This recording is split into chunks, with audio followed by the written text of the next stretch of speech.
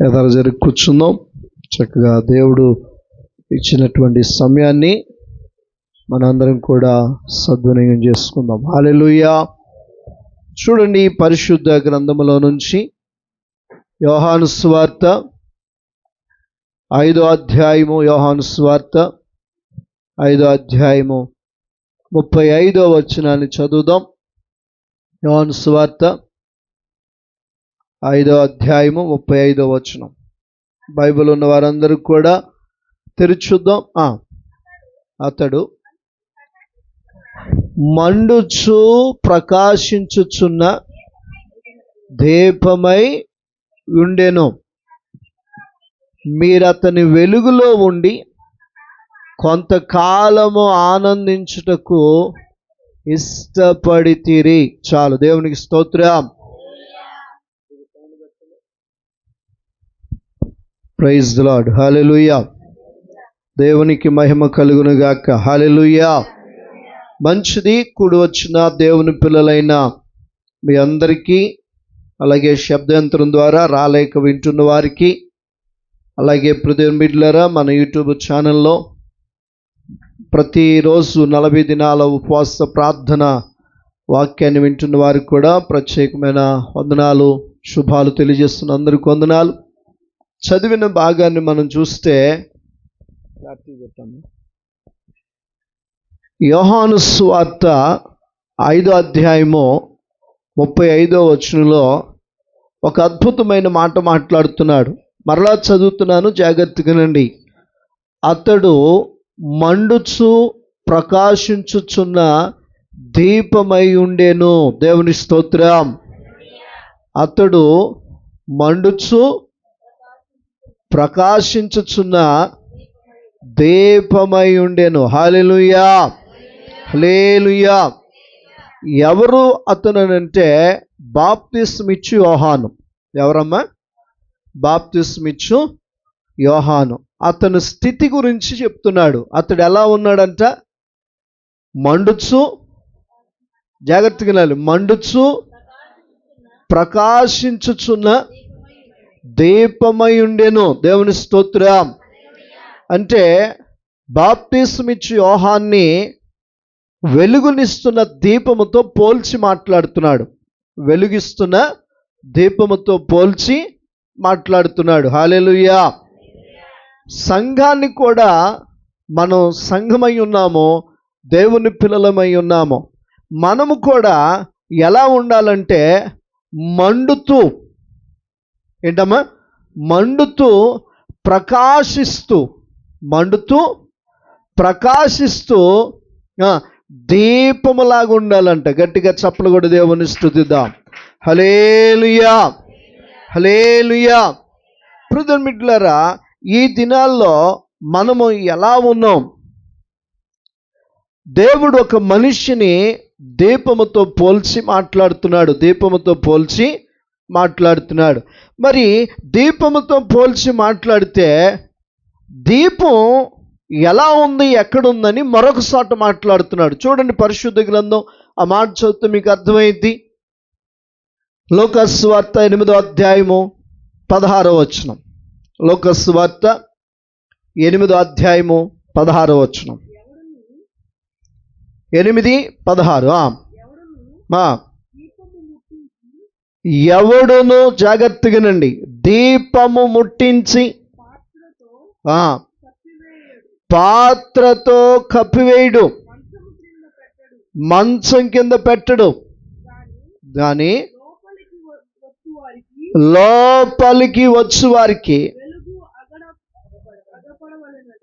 వెలుగు అగుపడవలనని దీపస్తంభం మీద దానిని పెట్టును. హల్లెలూయా, హల్లెలూయా. మొదటగా యోహాను సువార్తలో మనిషిని దేన్ని పోల్చి మాట్లాడాడంటే దేవుని యొక్క నామములో వెలుగుతున్న, మండుచున్న, ప్రకాశిస్తున్న దీపమై ఉన్నాడు. మనిషి ఏమై ఉన్నాడు అమ్మా? మండుచున్న, ప్రకాశిస్తున్న దీపమై ఉన్నాడు అన్నాడు. అంటే దీపానికి పోల్చాడు. నీవు, నేను, ప్రతి ఒక్కరము ఎవరింట్లో వారు మనం దీపాలు కొన్నాం. అందరూ కలిసి కూడుకుంటే పెద్ద దీపం, అందరూ కలిసి కూడుకుంటే ఒక పెద్ద దీపం. దేవుని స్తోత్రం. చిన్న లైటు చిన్న వెలిగిస్తుంది, పెద్ద లైటు పెద్ద వెలిగిస్తుంది. దేవుని స్తోత్రం. అర్థమవుతుందా? అయితే ఇక్కడ భక్తుడు లోకాసువార్తలో 8వ అధ్యాయం 16వ వచనంలో ఏమంటున్నాడు?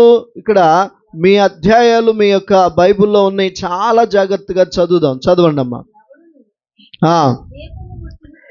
ఎవడును దీపము ముట్టించి పాత్రతో కప్పివేయుడు, మంచం కింద పెట్టడు గాని లోపలికి వచ్చి వారికి వెలుగు అగు పడవలనని దీపస్తంభం మీద దానిని పెట్టును. దేవుని స్తోత్రం. ఎవరైనా మన ఇంట్లో దీపాన్ని ముట్టించి దీపాన్ని వెలిగించి, అంటే ఇప్పుడున్నటువంటి ప్రజలకి ఆ పిల్లలకి తెలియదు దీపం అంటే ఏంటో. ఇప్పుడంతా కూడా ఎలక్ట్రిసిటీ వచ్చేసింది కాబట్టి లైట్లే వారికి తెలుసు, దీపం అంటే తెలీదు. కిరసనాలు పోపించుకుని కిరసనాలతో డిబ్బీలు వెలిగించుకుని ఉన్నటువంటి జీవితాలు మారిపోయినాయి, ఆ దినాలు మారిపోయినాయి. ఇప్పుడంతా కూడా లైటింగ్ సిస్టమ్ వచ్చింది. దేవుని స్తోత్రం. అయితే దీపమును వెలిగించి దేని కిందంట? పాత్ర కింద పెట్టడు. దేవుని స్తోత్రం. హల్లెలూయా. ఎక్కడంట? పాత్ర కింద పెట్టడం. ఎవరైనా దీపం వెలిగించారనుకోండి, పాత్ర కింద పెడితే వెలుగు ఎలా వస్తుందా? వెలుగు రాదు. మరి నీవు నేను మనందరం కూడా రక్షించబడి ఉన్నాం, అంటే ప్రకాశిస్తూ మండుచున్న దీపాలై ఉన్నాం. మరి వెలుగుతున్న మన దీపాలు పాత్ర కింద ఉన్నట్టున్నాయి ఏంటి? అందుకనే దీని యొక్క అంశం ఏంటంటే, నీ దీపము ఎక్కడ దాస్తున్నావు? నీ దీపాన్ని ఎక్కడ దాస్తున్నావు? అందుకనే దైవజనుడు చక్కని పాట రాశాడు. నా దీపము యేసయ్యా నీవు వెలిగించినావు, సుడిగాలిలోనైనా జడివానలోనైనా ఆరిపోదులే నీవు వెలిగించిన దీపము. చప్పుడు కొడదాం. నీవు వెలిగించిన దీపము, నీవు వెలిగించిన దీపము, నీవు వెలిగించిన దీపము, నీవు వెలిగించిన దీపము, నా దీపము యేసయ్యా నీవు వెలిగించినావు. హల్లెలూయా.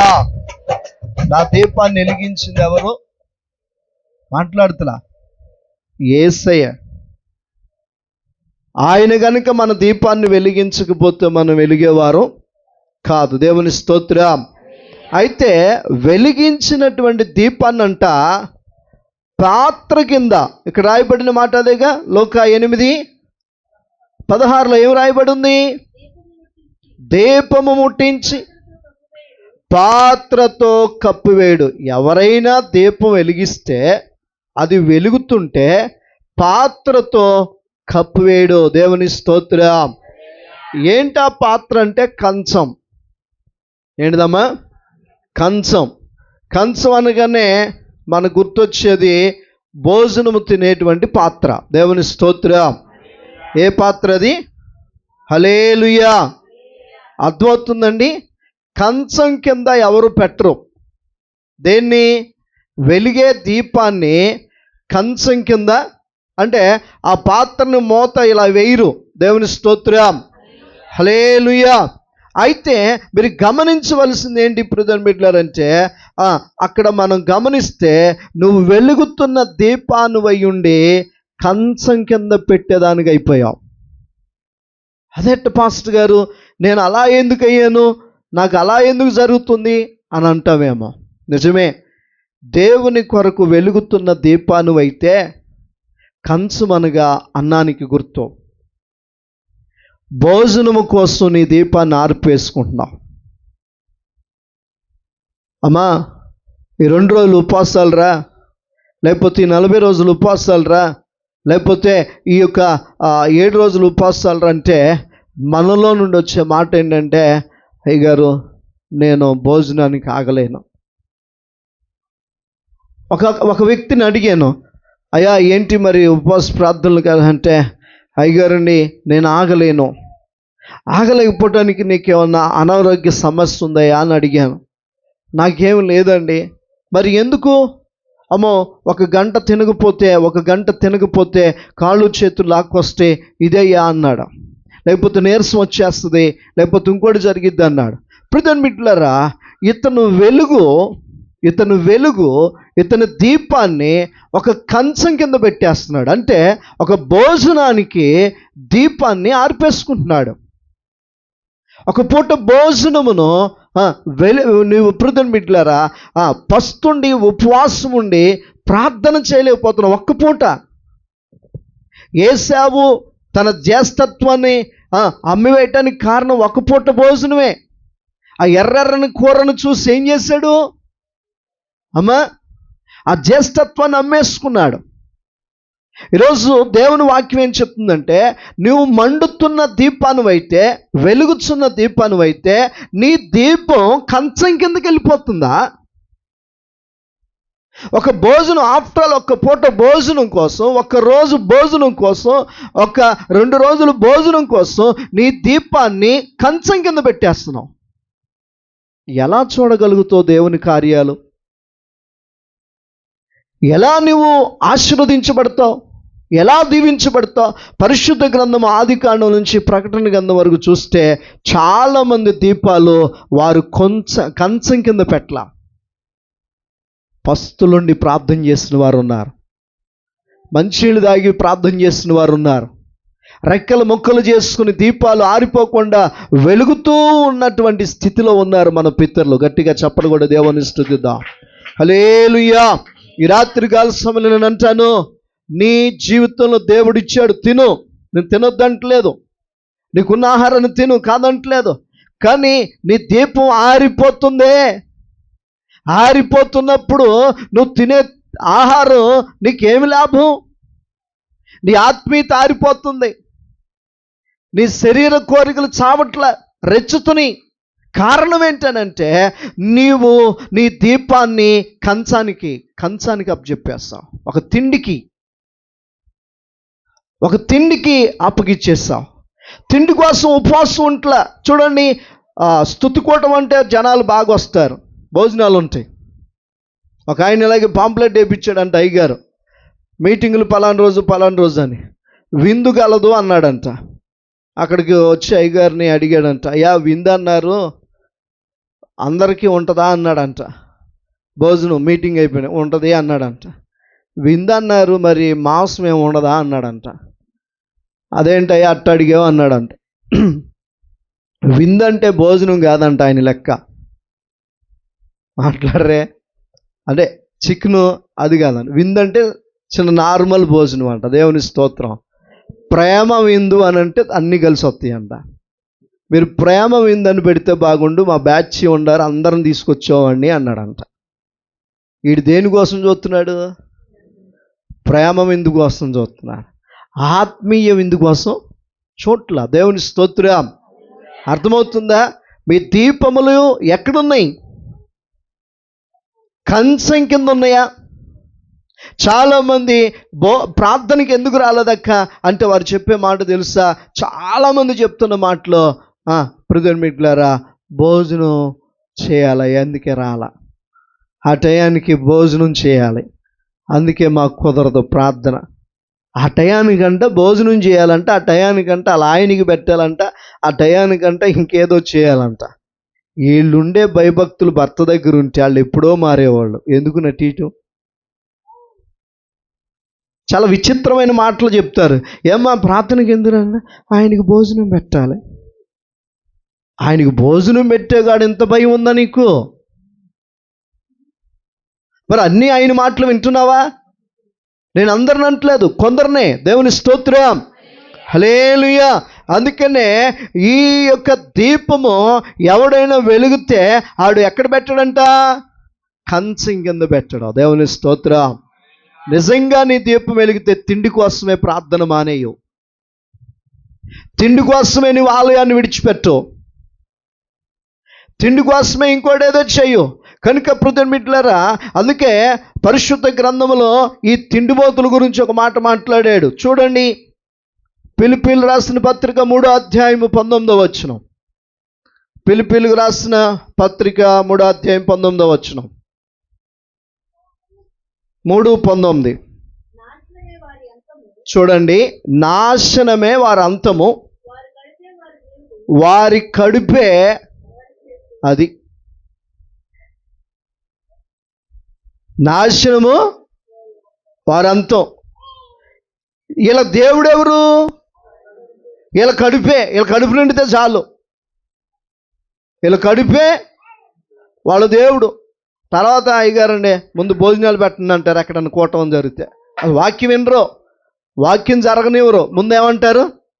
టైం అయిపోతుంది అయ్యగారు, భోజనాలు. మళ్ళీ వాతావరణం బాగాలేదని దాని మీద పెడతారు, లేకపోతే ఇంకోటి పెడతారు. నేనంటాను వారి కడుపే. ఏమండి, సేవకుడు ఆరాధన చేస్తున్నాడు, వాక్యం వినిపిస్తున్నాడు, ఆత్మీయంగా మనం బలపడదాం, మన దీపాలు వెలుగునిద్దాం. అరా ఈ ఒక పూట ఒక గంట లేడీ తింటే ఏమైంది అని ఒక్క పెద్ద మనిషి కూడా అండి ఫంక్షన్లో. ఒక్క పెద్దోడు కూడా గద్దీడు. అసలు ముందు పెద్దోళ్ళే అంటారు అయ్యగారు కానండి పైన మబ్బులు అవి కూడా అప్పుడే వస్తాయి. మరి అంటే అదృష్టం కలిసి వచ్చినట్టు మబ్బులు కూడా అప్పుడే మీద మన టెంట మీద నుంచి ఉంటాయి. ఏమంటే మనం వేసిన టెంట మీద నుంచి ఉంటాయి. ఉఫ్ ఉఫ్ అని గాలి అప్పుడే వస్తూ ఉంటుంది. ఈలోపు ఆ వంటలన్నీ వంటలు అవ్వకపోతే కానండి అయ్యగారిని కొద్దిగా పొడిగండి ఏమవుదాం. వీళ్ళ వంటలు అవ్వకపోతేనే మా వాక్యం పొడిగియాలా అంటే నీ గతి ఎట్టుంది ఆలోచి. నీ మనసు ఎట్టుంది? దేవునికి ప్రాధాన్యత ఇవ్వట్లా. దేవునికి స్తోత్రం, హల్లెలూయా. అందుకని వాక్యం ఉంటున్న తమ్ముడా, చెల్లి, అక్క, దయచేసి సావుకుడిగా అపార్థం చేసుకోవద్దు. నేను చెప్తున్నది ఏంటంటే, నీ భోజనము కంటే, నీ తిండి కంటే నీ దీపం వెలుగుట చాలా మంచిది. నీ దీపం వెలిగించుట చాలా మంచిది. ఆ వెలుగుతున్న దీపం ఎక్కడుండాలి? కంచం కింద కాదు, తినే ఆహారం కొరకు కాదు. ఇక్కడ అందుకే అంటున్నాడు వారి కడుపే వారి దేవుడు. అలాగా ఉండొద్దని చెప్తున్నాడు. మరి ఎలా ఉండాలి? పరిశుద్ధ గ్రంథంలో చెప్తుంది. దానియేలు గ్రంథం 3వ అధ్యాయం 9వ అధ్యాయం దానియేలు గ్రంథం 9వ అధ్యాయం 3వ వచనం. బైబిల్ ఉన్నవారు టకటక తీయడానికి ఆలోచన చేస్తూ సిద్ధం పడదాం. దానియేలు గ్రంథం 9వ అధ్యాయం 3వ వచనం. అంతటా నేను గోనె పట్ట కట్టుకుని ధూళి తన పైన వేసుకుని ఉపవాసముండి ప్రార్థనా విజ్ఞాపనలు చేయుటకై ప్రభువగు దేవుని ఎదుట నా మనస్సును నిబ్బరము చేసుకుంటుని. గట్టిగా చప్పటి కూడా దేవుని స్తుతిద్దాం. హల్లెలూయా. అక్క, ఇక్కడ దానియేలు గ్రంథములో దానియేలు గారికి ఒక విషయం తెలిసింది. ఏంటంటే యెరూషలేమును అక్కడున్న పరిస్థితులన్నీ చాలా పరిస్థితులు రాబోతున్నాయి. 70 సంవత్సరాలు శ్రమ కలగబోతుంది. ఇవన్నీ చూశాడు. చూసినటువంటి దానియేలు ఏం చేస్తాడు తెలుసా? నా దీపము వెలగాలి. ఆమేన్. ఏం చేయాలి? నా దీపము వెలగాలి. వెలుగుచున్న దీపము ఎక్కడెక్కడో పెట్టడం కాదు. నాకు ఇక్కడ రాజు మంచి ఆహారం ఇచ్చాడు, మంచి ఉండడానికి రూమ్ ఇచ్చాడు, రాజు నాకు అన్నీ సిద్ధపరిచాడు, నాకేం తక్కువ లేదు. అయితే ఈ దీపము ఈ దేశంలో వెలుగు ఇవ్వాలి, ఈ ప్రజలందరికీ వెలుగునివ్వాలి. వెలుగునివ్వాలంటే నేను ఆ తిండికి దూరం అవ్వాలి, ఆ ఆహారానికి దూరం అవ్వాలి. ఆ మంచి పదార్థాలకు దూరం అవ్వాలి. మరి నేనేం చేయాలనంటే ధూళి పోసుకుని గోను పట్ట కట్టుకుని, హృదయం బిడ్డలారా, నేనేం చేయాలనుకుంటున్నాను తెలుసా? ఉపవాసం ఉండి ప్రార్థన చేయాలనుకుంటున్నాను. ఎందుకు తెలుసా? నా దీపము ఇంకా వెలుగునివ్వాలి ఈ దేశంలో. గట్టిగా చప్పట్లు కూడా దేవుని స్తుతిద్దాం. హల్లెలూయా. అన్యులున్న ప్రాంతంలో తన దీపాన్ని కంచం కింద పెట్టడానికి ఇష్టపడతలా. రాజు భోజనం ఎట్లుంటుందండి? రాజు భోజనం గదిలోకి వస్తుంది. మంచి గది ఇచ్చారు, మంచి రూమ్ ఇచ్చారు. దానియేలు, నువ్వు చాలా గొప్పవాడువయ్యా, నువ్వు ప్రియుడువయ్యా, నువ్వు చాలా కలల భావం చెప్తున్నావు, చాలా చాలా ఇది అది అని చెప్పి రాజు మంచి స్పెషల్ ఇచ్చాడు. అయినను నా దీపము ఈ ఆహారం ఆర్పేస్తుందేమో, నా దీపము ఈ సౌఖ్యం ఆర్పేస్తుందేమో. లేదు లేదు, నేనేం పోసుకుంటాను తల మీద? నేనేం కట్టుకుంటాను? గోను పట్ట కట్టుకుంటాను. ఏం చేస్తాను? ఎందుకో తెలుసా? నా ఇంట్లో దీపాలు ఆరిపోతున్నాయి. నా భర్త దీపం ఆరిపోతుంది, నా భార్య దీపం ఆరిపోతుంది, నా పిల్లల దీపం ఆరిపోతుంది, నా దీపం కూడా మిలుకుమంటుంది. ఎందుకో తెలుసా? ఈ మధ్య ఉపవాసం ఉండడమే మానేసా. కంచం కిందకి వెళ్ళిపోయింది నా దీపం. నా దీపం ఎక్కడికి వెళ్ళిపోయింది? కంచం కిందకి వెళ్ళిపోయింది. అందుకనే ఈ 40 days, ఈ 40 రోజులు మీకు ఎందుకు ఏర్పాటు చేస్తాను తెలుసా? కంచం కిందకు వెళుతున్న దీపాలు కంచం కిందకు వెళ్ళకుండా బయటికి వచ్చి మీ ఇంటి వారికి, మీకు, మీ ప్రాంతానికి వెలుగునిచ్చే దీపాలుగా ఉందురుగాక. ఆమేన్. అర్థమవుతుందా హృదయం బిడ్డలారా? అందుకనే ఎవడైనను దీపం వెలిగించి కంచం కింద పెట్టడు కదా, పాత్ర కింద పెట్టడు కదా అని చెప్తున్నాడు. అర్థమైంది ఇప్పుడు? ఆ యొక్క ఫిలిప్పీయులు రాసిన పత్రికలో వాడు కడుపే దేవుడు అన్నాడు. దానియేలు ఏమంటున్నాడు? దానియేలు గారు ఏమంటున్నాడు? నేను హృదయం బిడ్డలారా ఏమై ఉన్నాను తెలుసా? నా ఎదురు శ్రమ కనపడుతుంది. 70 వారములు శ్రమ జరగబోతున్న సిచ్యువేషన్ కనపడుతుంది, కీడు కనపడుతుంది, దోషం కనపడుతుంది. ఇప్పుడు నేను కంచం కిందకి వెళ్తే కార్యాలు జరగవు, కంచం కింద బయటకు వస్తే కార్యాలు జరుగుతాయి. అందుకనే దొడు పోసుకున్నాడు, గొనుపట్ట కట్టుకున్నాడు, ఉపవాసం ఉన్నాడు. నేను చెప్తున్నాను అక్క, మీ అందరి కుటుంబాల్లో, మీ జీవితాల్లో ఒక అద్భుతమైన కార్యం జరగాలంటే మీ ఎదుట కనపడుతున్న నష్టం, మీ పిల్లలు పాన్ పరాకులు తింటున్నారు, గుట్కాలు తింటున్నారు, గంజాయికి అలవాటు పడ్డారు. అందరూ కాదు, కొంతమంది పిల్లలు, కొంతమంది అమ్మాయిలకు అలవాటు పడ్డారు, కొంతమంది ప్రిజన్ మిడ్లరా ఇంకా భయంకరంగా చెప్పలేని వాటికి అలవాటు పడ్డారు. నేను అంటాను, మీరు విన్నట్టుగా చెవిటి వారిగా ఉండటం కాదు, మీరు చేయవలసిన పని ఏంటి తెలుసా? కంచం కిందకి వెళ్ళిన మీ దీపాలను బయటికి తీసుకొచ్చి వెలుగునివ్వండి, మీ ఇంటికి వెలుగునివ్వండి. దేవుని స్తోత్రం. రెండోది, వెలిగించిన పాత్రని ఎక్కడ పెట్టడని చెప్తున్నాడు, చదవండి. మంచం కింద. దేవుని స్తోత్రం. వెలిగించిన దీపం ఎక్కడ పెట్టం? మాట్లాడతలా, మంచం కింద. దేవుని స్తోత్రం. ఎవరైనా దీపం వెలిగించి మంచం కింద పెడతారా? మాట్లాడరే? పెడతారా? దేవుని స్తోత్రం. మీ దీపాలు ఎక్కడ పెడుతున్నారు? నేను చెప్పిన అంశం అదే. నీ దీపం ఎక్కడ దాస్తున్నావు? మొదటివాడు కంచం కింద దాచాడు, రెండోవాడంట మంచం కింద. మంచం అనగా నిద్ర. దేవుని స్తోత్రం. మంచం అనగా ఏంటిది? నిద్ర. నీ దీపాన్ని మంచం కింద పెడుతున్నావు.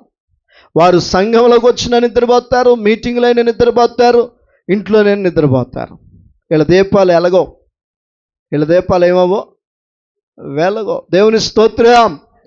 మరి నిద్రపోతున్నప్పుడు ప్రియుని బిడ్డలారా, మంచానికి అలవాటు పడిపోయినప్పుడు నీ కుటుంబాన్ని నువ్వు ఎలా కాపాడుకుంటావు? నీ దీపం మారిపోతే నీ ఇంట్లో వాళ్ళందరూ చీకట్లో ఉంటారు, అవునా కాదా? యజమానుడి దీపమే ఆరిపోయింది, యజమానురాలు దీపమే ఆరిపోయింది, మీరే నిద్రపోతున్నారు. ఏమ్మా రాలేదంటే, రాత్రి లేట్ అయిందిగా, ఇక నిద్ర సాలేదా? ఎల్లమ్మడ తిరగటానికి నిద్ర సరిపోయిందా? నీ దీపమును ఏం చేస్తున్నావు? నువ్వు మంచం కింద పెడుతున్నావు. అప్పుడు ఎలుగు ఎలా వస్తుంది మీ ఇంటికి? అప్పుడు అంటాడు కొడుకు వచ్చామా, ప్రార్థన జరుగుతుందిగా, అయ్యగారు మైకే పెట్టారు, వెళ్ళమంటే ఏం వెళ్తావు, రాత్రి లేట్ అయింది అడిగి చెప్తావు. ఆడు అస్సలే అవిశ్వాసి. నువ్వు చెప్పే మాట ఏంటి? మళ్ళీ దీపం ఆరిపోయే మాటలు.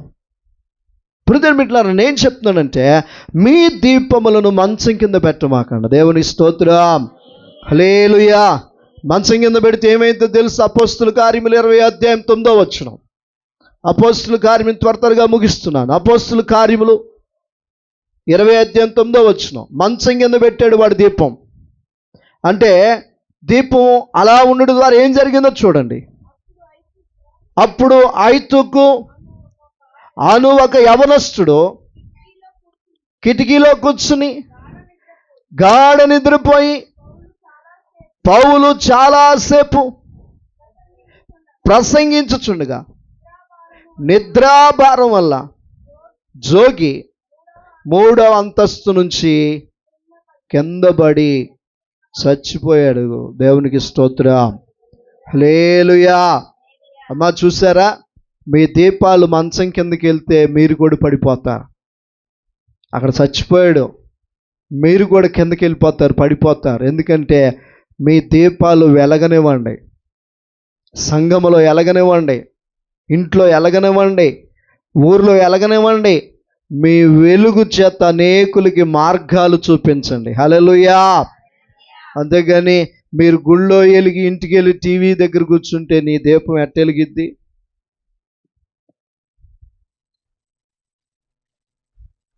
క్రమం లేని ప్రార్థన అంటే ఏంటంట? ఆదివారం ఆ క్రమం లేదు, ఏమీ లేదు. AK-47 లాగా దన్ దన్ దన్ దన్ అని ప్రార్థన చేస్తే సరిపోయిందా? AK-47 తెలుసా? ఎప్పుడు ఉపయోగిస్తారు? బాగా క్లిష్టమైన పరిస్థితుల్లో ఉపయోగిస్తారు. నీకు ఆదివారం ఉండదు, ఆన్లైట్ ఉండదు, ఉపవాసం ఉండదు, కన్నీరు ఉండదు, ఏముండదు. అవకాశం వస్తే దన్ దన్ దన్ AK-47. అది ఎట్లా? ఆ AK-47 తిరిగి కొడితే మేమే చచ్చిపోతాం, తెలుసా సంగతి? ఒకసారి అట్టే ఫైర్ అయ్యి అతను చనిపోయాడు. దేవుని స్తోత్రం. నేనేం చెప్తున్నానంటే, నువ్వే నిద్రపోతున్నావు సంఘంలో అక్కడ ఆరాధన జరుగుతుంటే. బుధవారం ఇంట్లో పడుకుంటున్నావు, శుక్రవారం ఇంట్లో పడుకుంటున్నావు, నెలాఖరు కోటానికి కూడా పడుకుంటున్నావు. ఏడకొచ్చి పెద్ద బుల్లెట్ లేని గన్న కనుక దబ్ దబ్ దబ్ దబ్ దబ్ మోగినట్టు నీ దగ్గర బుల్లెట్ లేదు. ముందు బుల్లెట్ అంటే పరిశుద్ధత, దేవుని మాట వినేదే లేదు. ఎన్నప్పుడు నీ బుల్లెట్ పనిచేస్తుందా? బుల్లెట్ అంటే ఆ బుల్లెట్కి వెళ్ళమాకండి, గన్లో ఉండే బుల్లెట్.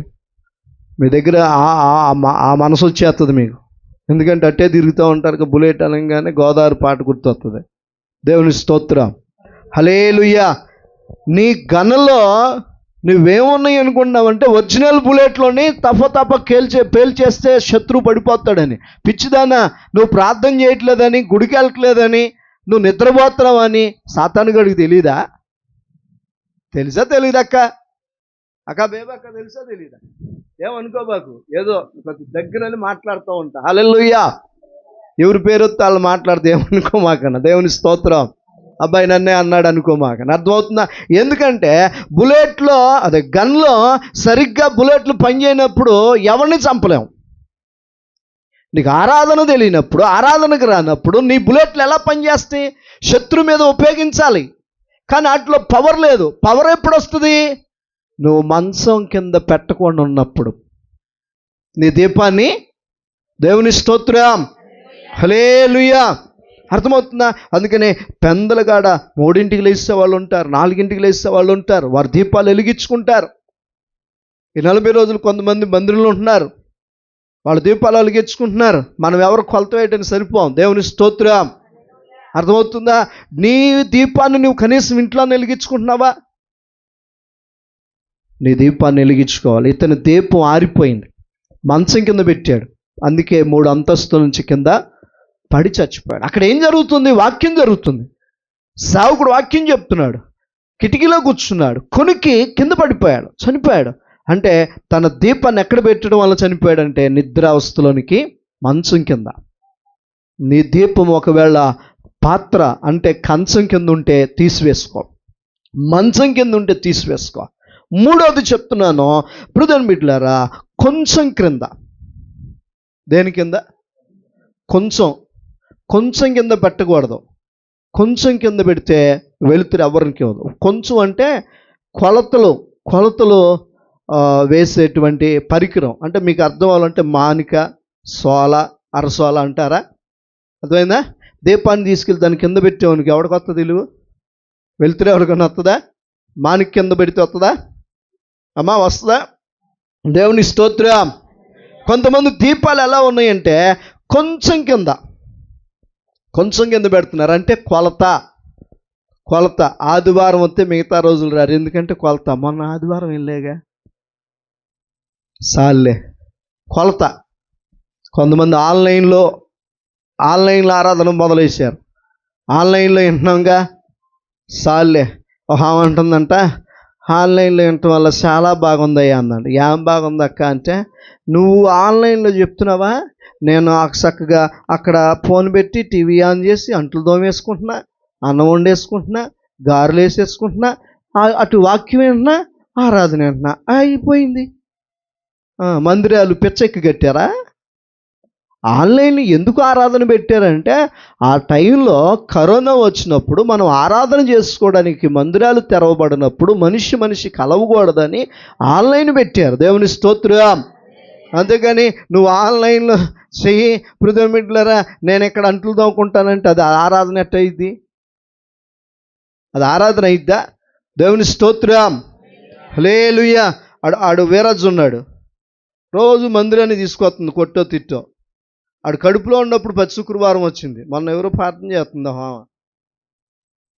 కడుపులో నుండి బయటకు వచ్చిన శుక్రవారాలు లేవు, మంగళవారాలు లేవు, అయిపోయినాయి వారాలు. నేను అప్పుడే చెప్పా, ఇచ్చేటప్పుడే అడిగా దేవుణ్ణి, ఆమెని అడిగా, దేవుణ్ణి అడిగా.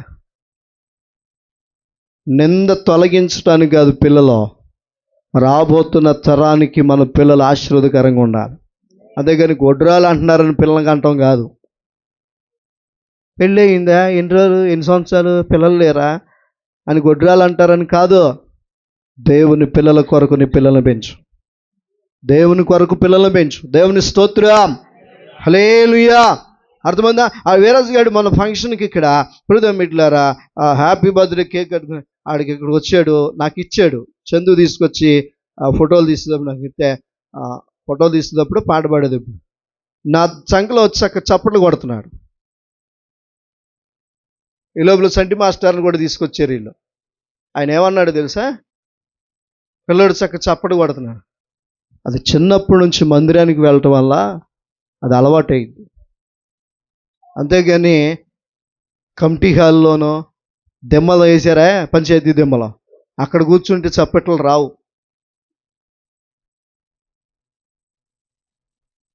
ఒక తల్లి మమ్మల్ని అందరిని ప్రార్థన పిలిచి వాళ్ళ పిల్లల్ని లోన పెట్టి టీవీ ఆన్ చేసి సౌండ్ తగ్గించి తలుపులేసింది.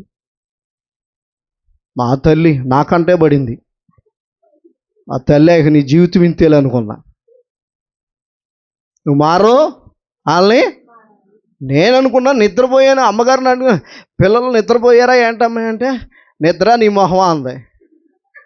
నిద్ర అంటే మరేంటని నాకేం అర్థం అలా. రెండో రోజు వెళ్ళా, నాకు కొద్దిగా బయటికి వెళ్ళే అలవాటు ఉందని కొద్దిగా పాటలు పాడుతున్నారు, కొద్దిగా వెళ్ళే బడికి. ఈలోపు అప్పుడే తలుపు తెరవబడింది. ఆకాశవాణి వార్తలు చదువుతున్నది, ముక్కులేని సుబ్బారావు అన్నట్టుగా చక్కగా టీవీ చూస్తున్నారు బెడ్లో. ఆహా, భలే భక్తి నేర్పుతున్నావు తెల్లే అనుకున్నా. నేను ఒకప్పుడు అనుకున్నాను, పోతే పోయారు ఎక్కడికన్నా పోతున్నారులే, శుభ్రంగా భక్తి నేర్చుకుంటే చాలు అని అనుకున్నా. ఈ భక్త కొలత భక్త. కొంచెం కింద దీపం మట్టరు ఎవరు. ఈ దీపం కొలతలంట, కొలత గుర్తు. అంటే ఒక ఆదివారం వెళ్ళినా చాలు, జూన్ నెలలో వచ్చావు ఆల్రెడీ చాలు, మళ్ళీ ఎప్పుడు వద్దాం, ఆగస్టులోనో సెప్టెంబర్లోనో వస్తాం. గుర్తొచ్చినప్పుడా నీ కొలత? నువ్వు అట్టగా పనికెళ్ళు, గుర్తొచ్చినప్పుడు నీ జీతం పెరిగిద్దా? నేను రమ్మంటారు పనికి. అందుకే కొంచెం కింద పెట్టమాకండి మీ దీపాలు. 1 కంచం కింద, 2 మంచం కింద, 3 కొంచెం కింద. దేవుని స్తోత్రం. హల్లెలూయా. కనుక మన జీవితాలు ఎలా ఉండాలంటే ప్రార్థన రోజు చేయొచ్చు. ప్రార్థన దీనికి కొలత లేదు. ఏంట్రా మీ అయ్యగారు రోజు పెడుతున్నారు? పెడతాడు. ఎందుకంటే ఆరిపోకుండా దీపాలు ఆరిపోకుండా. లేకపోతే దీపం ఆరిపోవటానికి చాలా ఛాన్సులు ఉన్నాయి. రోడ్డు మీద ఎన్నో కనపడుతున్నాయి. ఆ కనపడినప్పుడు అవి మన దీపాలు ఆర్పేస్తాయి. అందుకని మనం ఏం చేయాలంటే ఎప్పుడు మన దీపాన్ని వెలిగించాలి. ఇంతకీ ఎక్కడ పెట్టమన్నాడు వెలుగుతున్న దీపాన్ని? ఇంట్లో ఎక్కడ పెట్టాలి? దీపస్తంభం మీద పెడితే అందరికి వెళ్తుంది. ఆ లైట్ ఎక్కడ పెట్టాం? మాట్లాడరే పైన. అందుకని ఏమవుతుంది? అందరికీ వెలుగు. ఇక్కడది అందరికి వస్తుంది. మన లైటేలే అది టీరాని ఇక్కడ పెట్టుకున్నాను అందుకు ఎట్లా ఉంటుంది? మన లైటేగా. ఏమండి అద్దెం లేదు, అల్లాగా అద్దె లేదుగా, ఇక్కడ పెట్టాలంటే మీకు వస్తుంది వెళ్తురు. అది ఎక్కడ ఉండాలో నువ్వు వెలిగించబడ్డావు. నువ్వు ఎక్కడ ఉండాలి? అనేకులకు వెలిగినిచ్చేదానిగా ఉండాలి. వెలిగించబడ్డావు. మీ ఇంట్లో ఎక్కడ ఉండాలి? మాట్లాడుతున్నా. మీ ఇంటి వారికి వెలిగించేదానిగా ఉండాలి. మీ ఊరు వారికి వెలిగించేదానిగా ఉండాలి. మీ సంఘములో వెలిగించేదానిగా ఉండాలి. దేవుని స్తోత్రం. అందుకనే మన మూలవాక్యానికి వచ్చేద్దాం. యోహాను సువార్త 5:35, లోకా సువార్త 8:16 చదివి ముగించుకుందాం. అతడు మండుచు ప్రకాశించుచున్న దీపమై ఉండెను. ఎవరో? యోహాను. మనం కూడా ఏమవ్వాలి? మండుచు ప్రకాశిస్తూ దీపంలాగా ఉండాలి. ఎట్టుండే లెక్క? ఇంకో మాట చెప్పనా? దీపం దగ్గరికి ఏమొస్తాయి? వస్తాయా రావా అని వస్తాయి. అటెళ్ళి రెక్కగొట్టి ఇటెళ్ళి రెక్కగొట్టి ఎట్ట కూడా దాన్ని ఆపేత్తగా చూస్తాయి. ఇదివరకు దీపాలు ఉన్న వాళ్ళు చెప్తున్నా. అందుకనే మన వాళ్ళు ఏం చేసేవాళ్ళంటే ఒక గాజుది, ఆ గాజుది పెట్టేవాళ్ళు. గాలికి ఆగకూడదు, పురుగులు వచ్చినా ఏం చేయి, వెలుగుతూనే ఉంటుంది. గాజు పరిశుద్ధత. ఏంటి? గాజు పవిత్రత, పరిశుద్ధత. ఈ గాజు ఉన్నంత వరకు గాలి వచ్చినా పురుగులు వచ్చినా నీ ఆత్మీయ దీపం ఆరిపోదు. అందుకని ఏం కావాలి? ఈ గాజు దీపం, గాజు పైన పెట్టే గాజు ఎక్కడ దొరికిద్ది? ఆగిరిపల్లి కొట్టాయిలో దొరకదు. హల్లెలూయా. ఎక్కడ దొరికిద్ది? అమ్మా మీరు రోజు 40 రోజులు బట్టి చేస్తున్నారా? కొంతమంది అటెండెన్స్ వేయకూడదు, చేస్తే బాగోదు, నన్ను తిట్టుకుంటారు. హల్లెలూయా. ఆత్మ వచ్చేసిద్ది. దేవునికి స్తోత్రం. ఎన్నో రోజు ఇది? అమ్మా ఎన్ని రోజులు అయింది వచ్చి నువ్వు తమరో? చూసుకో, లెక్కేసుకో. నాది నాదే, నీది నీదే. నీకేం పని లేదు అయ్యగా, రోజు ఉంటాం అంటారేమో. మరి నాకు పని ఏముంది? దేవుని స్తోత్రం. హల్లెలూయా. అర్థమవుతుంది. అందుకనే దేవుడు మనకిస్తున్నది, సన్నిధిలో ఉంటే గాజు వస్తుంది, పరిశుద్ధత వస్తుంది. ఆ పరిశుద్ధత ఏం చేస్తుందంటే నీ మీద రఫ్ అది తిరుగుతున్న పురుగులు, శత్రువులు అవి రాకుండా చేస్తాయి. గాలి వచ్చింది అంటే శ్రమ, అది కూడా నిన్నేమీ చేయదు. ఎందుకో తెలుసా? నువ్వు పరిశుద్ధతను, పవిత్రతను పొందుకున్నావు కాబట్టి నీ ఇంటికి క్షేమము కలుగునుగాక, నీ జీవితానికి క్షేమము కలుగునుగాక. అందుకనే అంశం ఏంటి అమ్మా? నీ దీపము ఎక్కడ దాస్తున్నావు? దీపం ఎక్కడ ఉండాలి? మరి ఉంగరం ఎక్కడ ఉండాలి? దీపావళిగా ఎక్కడ ఉండాలి? మరి అది నాంతాడు ఎక్కడ ఉండాలి? పగలు రేత్రి ఎక్కడ ఉండాలి? అదండి అటు చూస్తారు. నాంతాడు రేత్రి ఎక్కడ ఉండాలి? బీరువాలో ఉండాలి. అంతేనా? బంగారం విలువైన ఎక్కడ దాస్తాం? బీరువాలో పెడతాం. బృదం పెట్టిన తాళం ఎక్కడ పెడతాం? మనం పడుకున్న దిండి కింద పెడతాం. మీరు ఎట్ట పెడతారో నాకు తెలియదులే. దేవుని స్తోత్రం. హల్లెలూయా. అర్థమవుతుందా? బంగారం బీరువాలో దాచుకుంటాం, వెలుగుతున్న దీపం దీపస్తంభం మీద ఉండాలి. హల్లెలూయా. ఎక్కడ ఉండాలి? దీప స్తంభం మీద. అంతేగాని కొంతమంది నేను గుడికి వెళ్తున్నా, నేను ఎవరితో మాట్లాడను, ఎక్కడ జాంకాయ దొరికితే అక్కడ గడుక్కుని వేస్తుంది, నోట్లో పెడితే సంగులో పెడితే తెచ్చుకొచ్చేస్తుంది. మేము ప్రార్థనకి వెళ్తున్నాం. ఇది ఆ దీపం? అది కాదు. దీపం అంటే ఏంటో తెలుసా? వెలుగునివ్వాలి. దాచుకోవడం కాదు, దాక్కోవడం కాదు. నువ్వేం చేయాలి? వెలుగునివ్వాలి. అట్టి కృప మనందరికీ దేవుడు దయచేయునుగాక. ప్రార్థన చేసుకుందాం. దేవుడి కొద్ది మాటలు